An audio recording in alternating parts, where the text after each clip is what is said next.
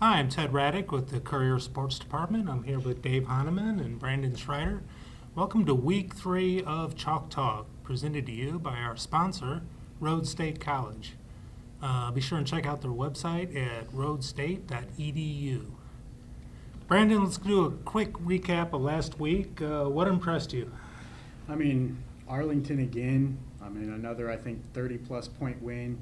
Kind of coming into the season, you kind of figured Arlington would be good, but two pretty good non-conference wins heading into the BVC schedule.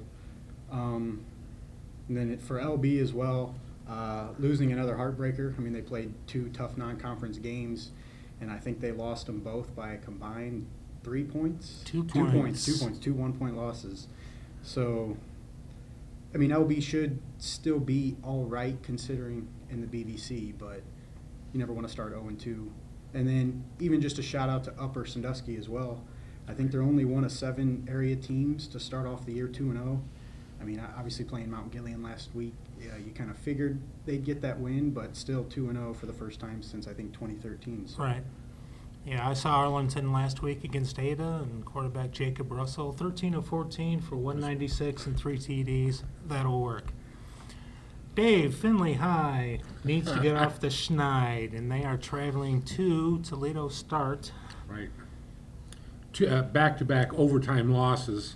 The way I look at this game coming up with Toledo start, it's a must-win game for Finley from the mental standpoint of the game. If you play well enough against two very good teams, and then you lose them both in overtime. When you look at Finley's 10-game schedule, there are 2 games on there, 2 teams that are just head and shoulders above everybody else. And that's Central Catholic and that's Whitmer.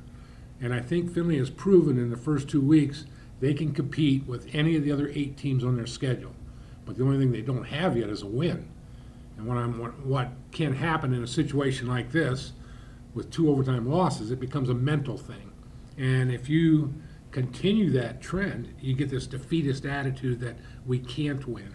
So that's why I think Friday night's game is so important that they get on the plus side of the column. I would think playing a City League team would be a good way to get the ball rolling in the right direction. Starts 1-1. They lost to Clyde, which is a pretty good team. Right. They beat Swanton, which is a Division 5 school. So this is a chance to get rolling. That is the assumption many people make. And we know what happens when we assume. Yes. The City League, they were sending teams down here to play some of the BVC schools. Who was it, Woodward or Scott or somebody?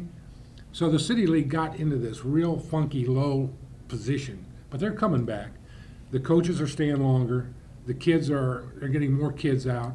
The facilities are being upgraded. Toledo Start has a brand new turf field. So it's going to be like playing on Donnell Stadium. It is getting better, but it is still considered, when you consider big school football in Northwest Ohio, City League is not considered on the same level as the track. Right. This week I will be at LibertyBenton as Lipsick comes to town, and boy, Lipsick's looked awfully good so far this year. And Brandon touched on LB. 2 one-point losses to 2 pretty good teams in Winford and Archbold. Lipsick beat LB last year. Did not wind up getting a share of the BVC title because Macomb and LB shared it, but the Vikings are looking pretty strong. I'm looking for a strong bounce back from the Eagles.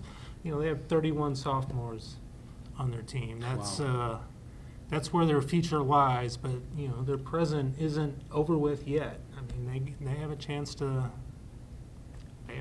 run the table in the league. You never know. Are a lot of those sophomores seeing varsity time or They mostly are. JV They time? are. No, they're playing them.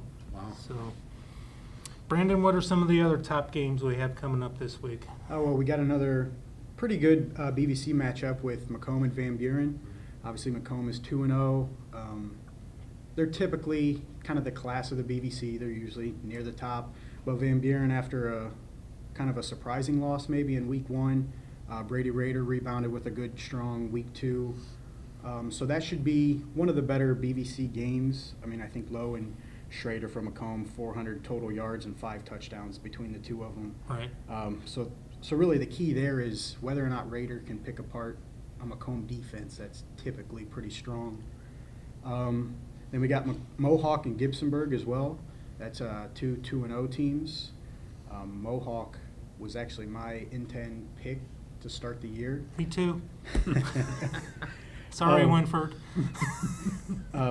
Bryce Kirian, 1 of 3 N10 backs, averaging 100 yards a game right now for Mohawk.